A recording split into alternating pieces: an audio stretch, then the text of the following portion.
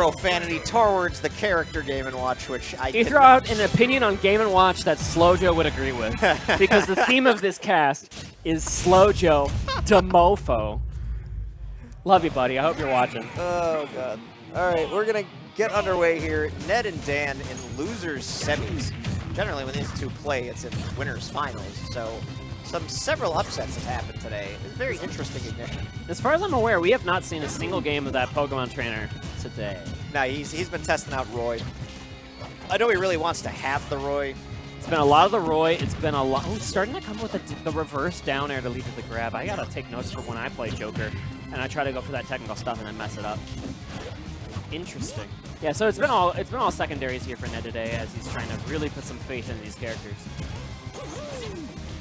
All right, these guys starting out pretty even, as they generally will. In these sets, Ned and Dan have always gone even in game one early on. There's never anything super crazy that happens between the two of them. And it turns into a very big neutral fight between the two. Eventually, they'll start to go for the big blows, but that's later on in the set if you consider the set play. Because it is, I agree with you, like the pace generally starts off as blow for blow, feeling each other out kind of thing. And Dan doesn't want to overcommit versus Joker or versus Pokemon Trainer or really anything. But then as soon as I say he doesn't want to overcommit for that, he goes for the Mitsurugi. He rears back with that forward smash, and it goes under the aerial that Joker was trying to put down on the landing. Here comes the meatball to the face, and that's a great way to seal a stock. Yasuo would be pleased, as I see in the tag. Dan repping the League of Legends tag that he does. Ned fighting for himself, as one does. Yeah. I get that. I get both of those, for sure.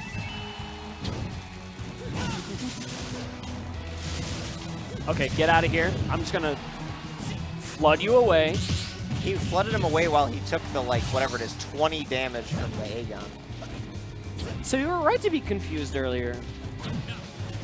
Remember when you thought that the jab, the forward tilt was a jab? And yes. I was like, in my head, I was like, man, why did you think that a forward tilt was a jab? They look the same. But then our Sen jab just killed, and I was like, okay. They both kill, and they look very similar. It'd so be like I thought that, it was I a guess. very reasonable question. I love those tether cancels. They're so clean. Really helping mix up the recovery and get you out of any kind of ledge trap situation because you avoid that negative position in the first place. But Dan doesn't really seem too perturbed by these recoveries.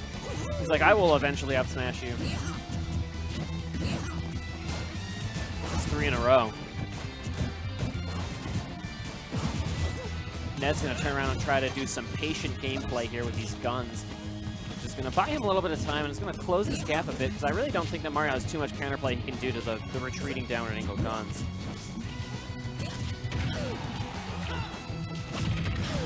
Now the jungle continues, and ooh, that back air is going to connect, which gives Ned the lead on the second stock for the first time, but ooh, I think that Ned thought he could counter the fireball, which is maybe a little bit greedy to finish up that Arsene to allow him to seal the stock, and that's going to cost him big time here, as Dan was cognizant of that counter, gets the up smash. Dan looking very, very strong. He has been doing quite a bit this set to keep Ned away, and Ned hasn't gotten, like, full use of Arsene until right there. He's finally going to get that chip kill with the up air. Yeah, Dan whiffs a flood one time, and that's going to allow that just one hit of the forward. I think it was forward air. Landing forward air 1 led to the up air on that platform, and all of a sudden, Joker can kill you at this percent at the ledge, especially when you're that good at the reverse aerial rush back airs.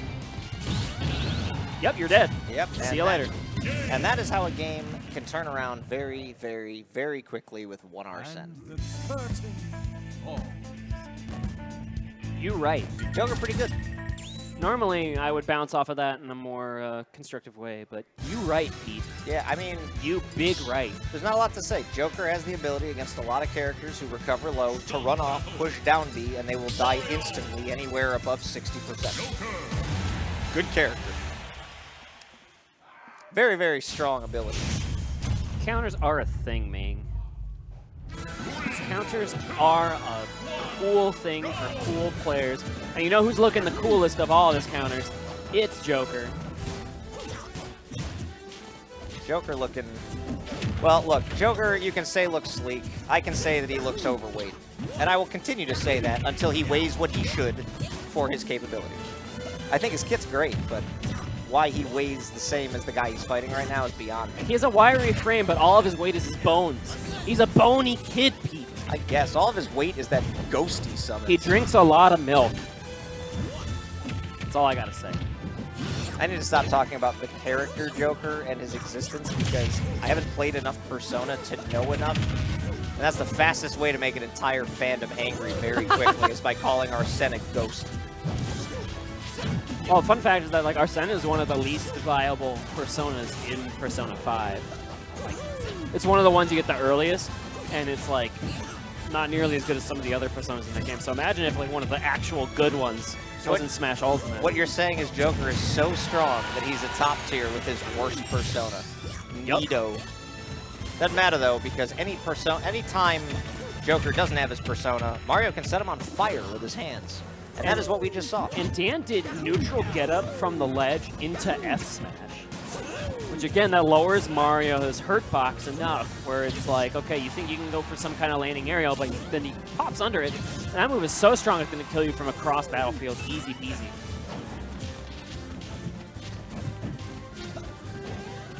All these tomahawk landings, like Ned has just been kind of dancing around the shield of Dan in a really interesting way. Not wanting to commit to any landing aerial. Dan, though, has been doing an excellent job staying alive in general. Other than that last stock of the first game, he's been living very high percents consistently. It's like a game of chicken around Dan's shield. It's like Ned wants to force the up B to come out, like the standard Mario out of shield option, which is pretty easy to punish. So he's just doing all these empty landings, and Dan wasn't biting, and that allowed him to get this damage up here. And I think it was a back throw that ended up taking the stock, which of course, like those back throws are just going to eventually come around, especially when Dan has not been pressing those buttons to try and stop the anti-aggressive landings. I think that's a good way to say it.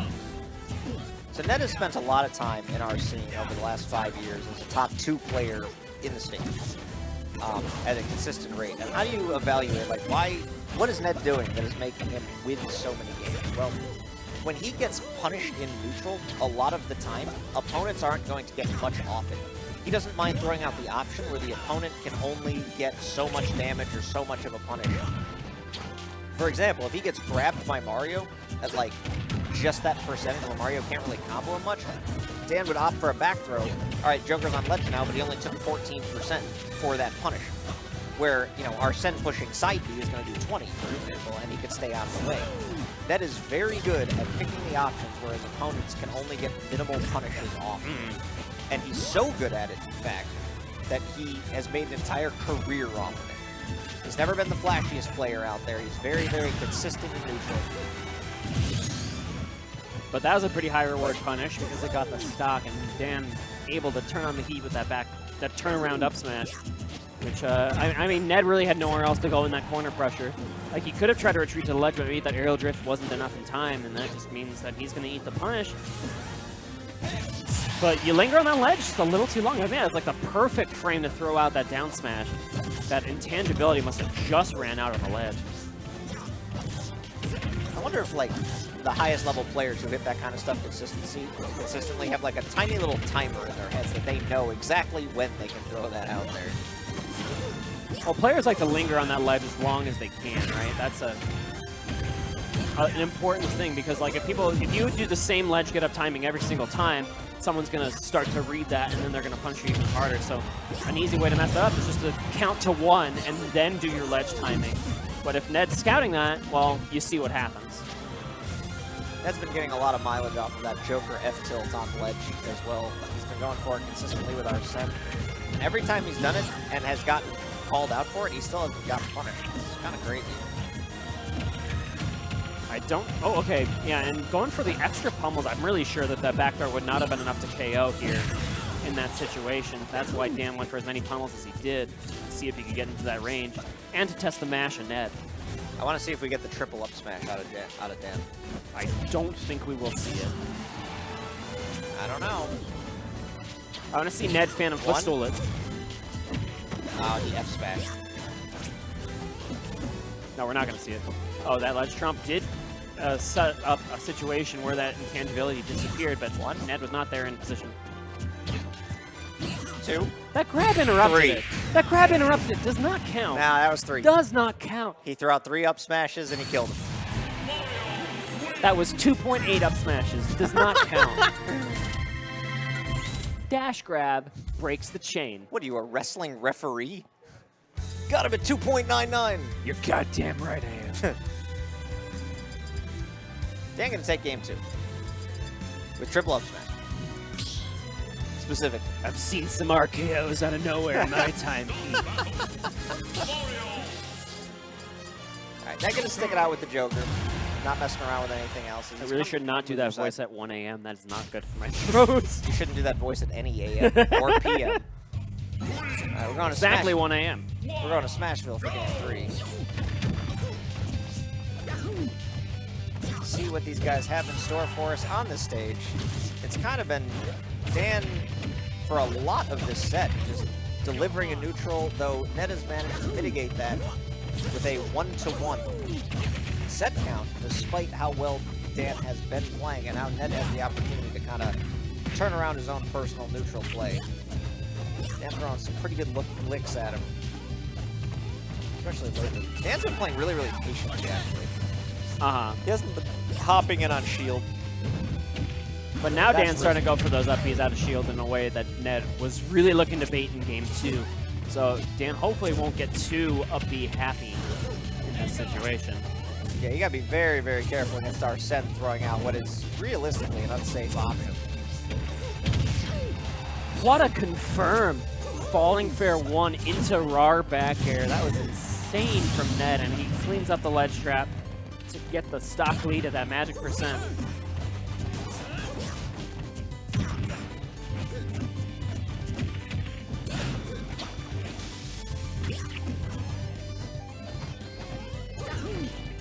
These guys looking for literally anything they can hit. It sounds obvious, but they've been throwing out a lot of good aerials on shield that have been kind of relatively unpunishable in a lot of these situations. But since Smashville is such a small stage, they're going to oftentimes find themselves in close quarters, and things like that'll happen where you get popped by the hat cinder block of Mario. And a lot of the... I'm shocked that Ned lived through that first one. That was some fantastic DI on his part. Chicago's mid-level PR has come to play today, though, for sure. SNooFL sitting in losers finals right now. Dan making a really, really concentrated effort against Ned here. This is going to be one of the crazier results that we've seen in some time. But both these players are fighting for a chance at SNooFL, and then afterwards it's Tata, who is, of course, sitting pretty in that grand finals. And these two are within 3% of each other. Dan does take a lead with that forward throw.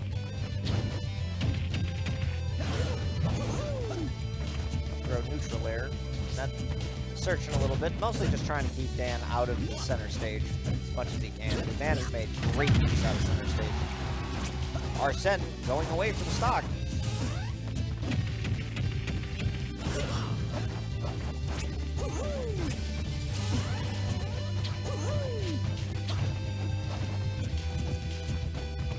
Both these gentlemen searching as hard as they can.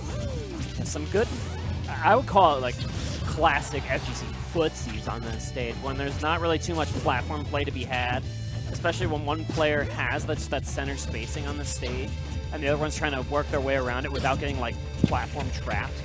It's just like classic footsies, dashing back and forth, crossing each other up with aerials, and just threatening an aerial and then not pressing that button. We talked about how good Ned was just like landing next to Dan's shield and putting the fear of a landing aerial in him, but not actually pressing that button. Dan has been waiting and waiting and waiting for the right opportunity to get in there. Fighting against Joker is really interesting too, because you always have to keep an eye on that Arsene meter as well. Down smash coming out. Ooh, that breakdance was so close to landing, and oh, that down throw also on that platform. So close to KOing.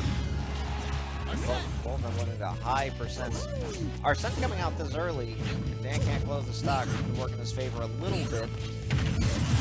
Yeah, he needs to, and this is now probably the worst possible position here for Super Dan. He's going to wait it out on that platform. He will lose a little bit of his intangibility for fighting Joker man-to-man. Well, that super jump punch will also clear a bunch of that Arsene meter. That gun did 12%. That backer not killing. Crazy. Now Dan getting a little impatient, searching really heavily there.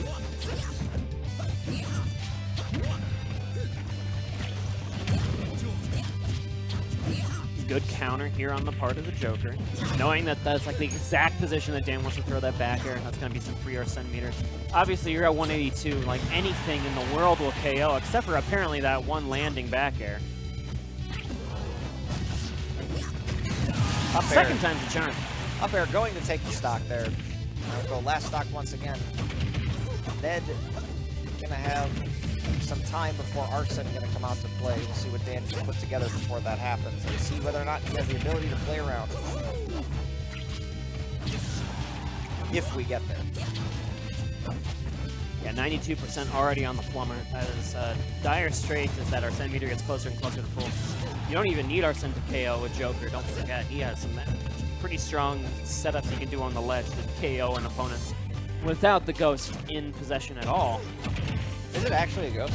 No. I was just saying that because you said it. We're going to go down together here versus the Persona fan base. That's just the way it be. Reasonable. Alright, Arsene is out, but Dan just runs out and fares him? Wow. That was about as unexpected of an ending as could have happened in what was the most passive game I have ever seen between these two. It was like, okay, Ned's going to get Arsene, and like that's going to be tough for Dan to come through unless he just immediately kills him right here. So that's absolutely perfect risk-reward management from Dan. I feel like he thought that through the whole time. He spent 4 minutes thinking, how am I going to punish Arsene? Oh, I know. I will spike him into the drink. And now he's got all the momentum. A quick 39% coming out of the gate. Hot in this game 4. Arsene can't kill me if I just freaking kill him. That's some logic, man. Now, Dan, look at Ned. He's like standing still. Ned's actually trying to now play a little bit of the head games, I feel like.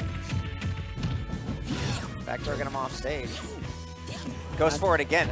Ned just air dodged out of like what almost was probably a little bit of panic. But Dan is a shamovin', as they say. Look at him go. 123% already on the board, but you knock this Mario off the stage one time. Okay, dipping low. I think that Ned was looking for a counter, but the high recovery from Dan was very well advised.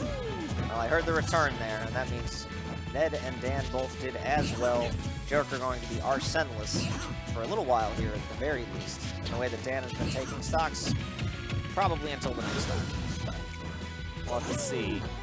The percent has risen on this Mario, and, well, Joker can do some stuff off stage, as we have seen.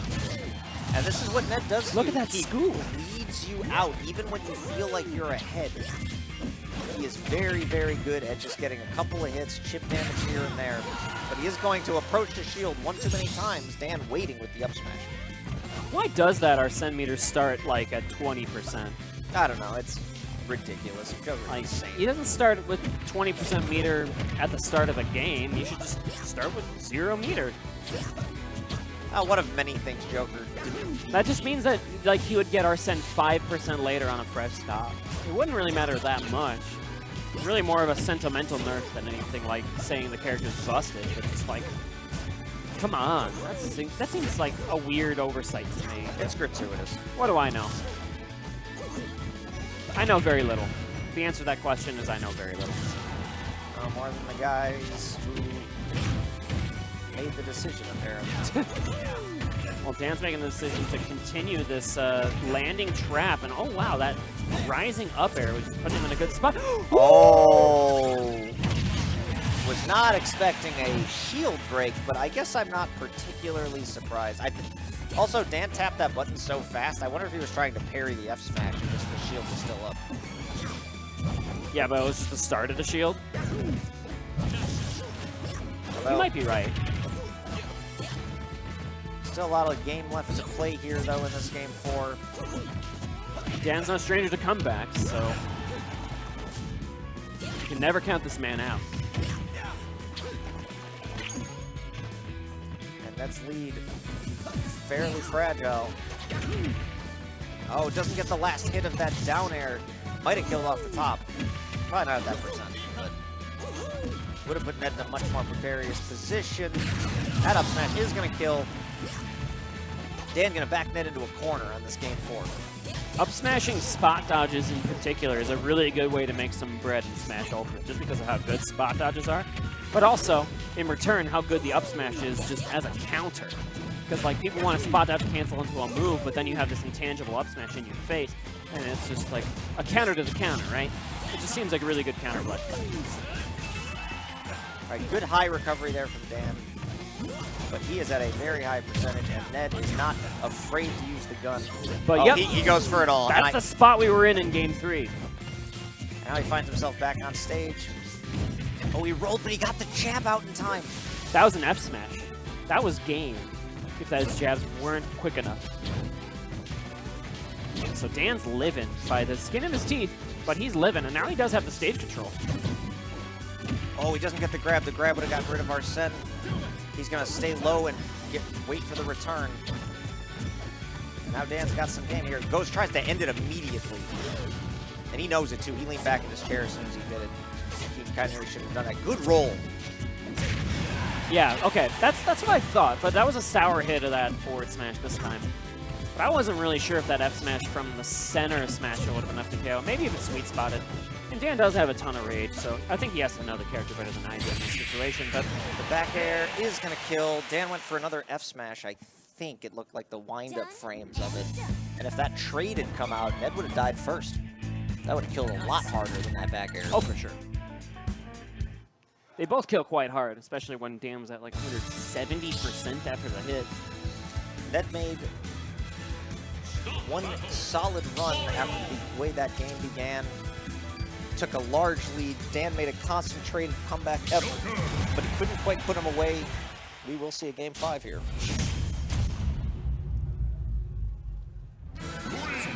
To Battlefield we go. To Battlefield we go. I don't know which character the stage benefits more. Conventional wisdom would say Mario, but I have no idea how good Joker's combos actually are. They're quite good. On Battlefield, I mean, specifically. Should have finished that thought. You can do some drag down combos on this platform. It's about similar height to the Smashville platform, so like things that work there will also work here. For the most part, there are always exceptions, but Mario's Battlefield combo history has been well known ever since the Big House 5, where anti-ladder comboed Zero off the top of the stage with Mario versus Diddy Kong, one of the most famous Mario combos on the stage of all time. Anti-built himself kind of an everlasting legacy after that, even though he was around for the Brawl days. He was in Brawl. That's what I'm saying. He was around for the Brawl days. Oh, he was around. Yeah, that but his legacy his came Smash from 4 that legacy combo. for sure started with that combo. Back throw? Not quite. Yeah, this is Battlefield. Remember, those side blast zones are a little bit further out. Also, Mario's back throw doesn't kill as hard as you would think that it would. It was just because they were on ledge, I thought. You never know.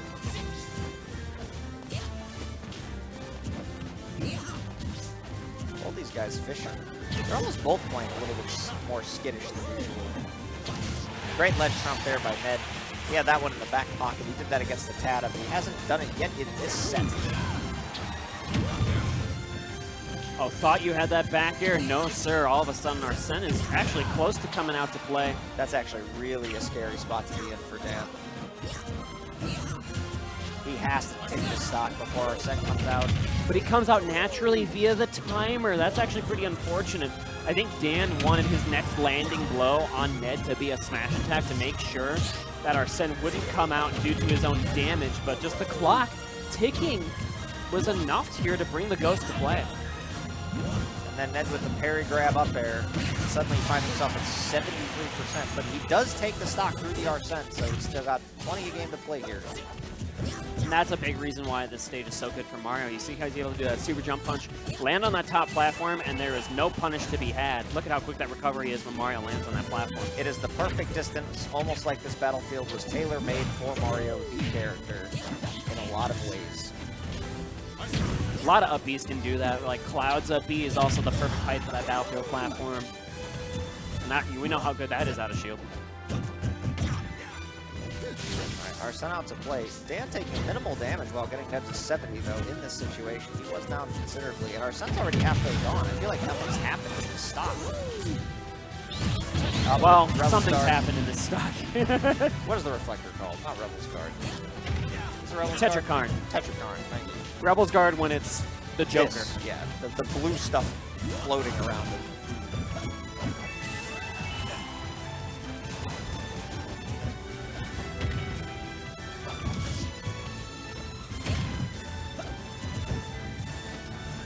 Almost speechless the way that these guys are playing around each other. It's excellent gameplay to watch. Oh no, looking for that tether off the top. I love those just little extensions with the tether. You have to understand like the range that Joker has in that situation and DI correctly. But all right, that up smash, I think that was like just barely enough to KO off the top of the screen. That was an excellent pivot up smash on land from Dan.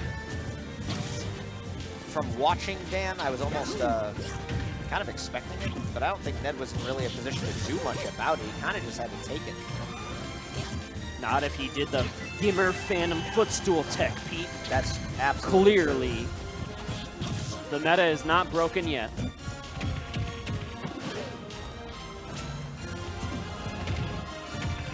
Oh, he couldn't get the second up air, so he opted for the Nair. Last stock situation here. Game 5 loser semis. Dan's got to fight through an Arsene to get there. That back air not quite going to get him there. This is a scary spot to be in. Okay, Ned does not go down for the counter. This time he does hit the down air, but you know what? He retreats in time to turn around and turn the momentum around with that back air. And it was a brilliant victory indeed, little cat person, as Joker wins the game. Ned moves on in Game 5. Dan with a very strong showing throughout the day, finishes in 4th place, played very well against Ned, just very, very close, not quite able to seal the deal. As SNooFL's going to walk over and we're going to jump into losers finals momentarily, I am going to have to personally hop off of commentary. That is going to do it for me for the evening. Sturm will be joined by, I forget who, we'll find out when we get back momentarily. Please stay tuned.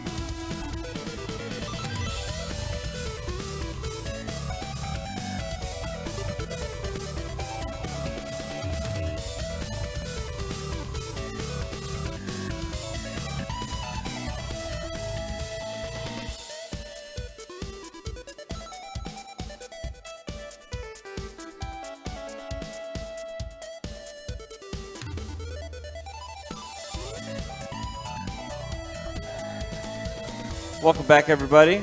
We're me and Crash here. We're going on to the losers finals. Ignition 213. Sure is.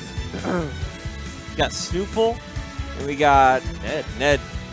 Crazy. I walked away for a second. Bunch of upsets, crazy upsets happening, but Yeah, it's been a crazy tournament.